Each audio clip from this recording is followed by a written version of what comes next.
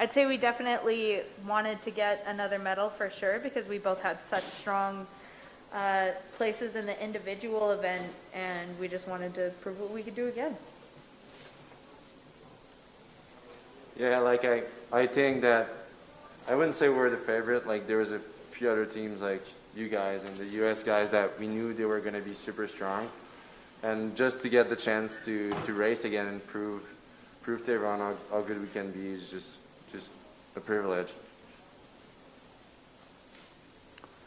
We have a question in the sixth row over there.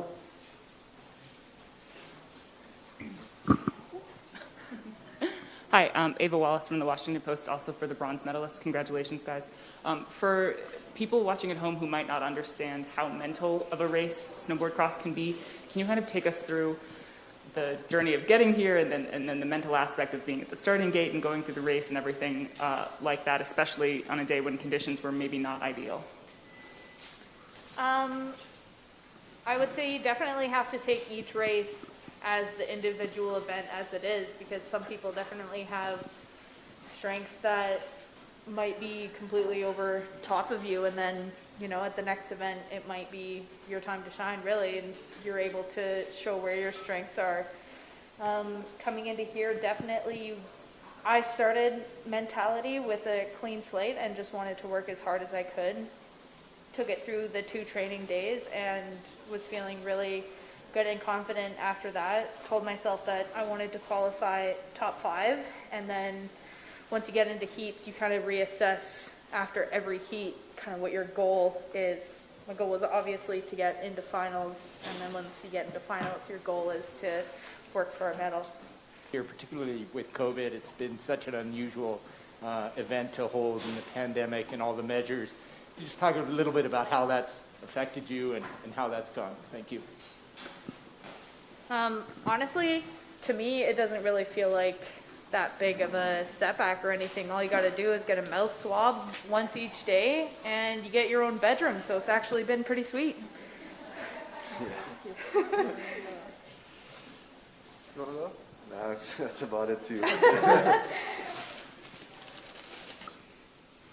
Meryeta, can you talk us through what happened with Katerina halfway through the course? Because then we saw on TV, we just saw the first 2 guys. And I got landed on.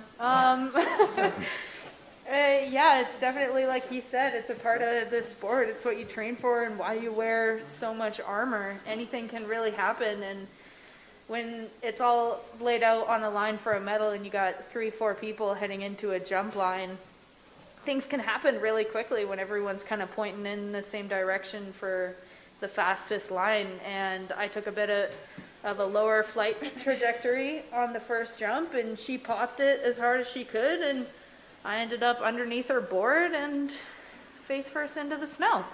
And then I got up and just said, get over this jump first and try and make it to the finish line before she does, because there's one more medal up for grabs and I want it. how was that for you, Elliot? It was quite stressful just being in the finish area, not knowing what just happened because they kept filming the first 2, so we didn't really know if like they were okay or what happened. And then like I think 30 seconds later they showed up on the split that she was third, and I was just hoping she would get to that line in 3rd place and that she was okay.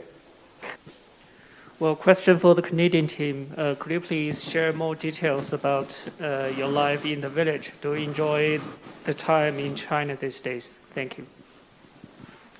Yeah, no, it's been great. It's been super fun to just be in the Olympic Village, be in the Canadian house, just seeing people that you haven't seen for so long, and to get to be at the Olympics for almost 2 weeks is just so fun to do it again.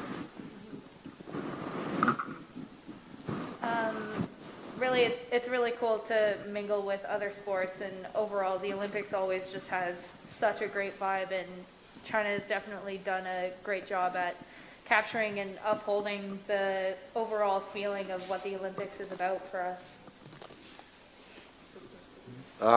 Well, for me, I'm super impressed by Bum, that he's twice my age and still rips and goes so fast, and he got the gold today, and I'm just so proud of everything he did. And just to be able to race him now. And then 10 years ago, I was just cheering for him in World Cup, so it's pretty cool.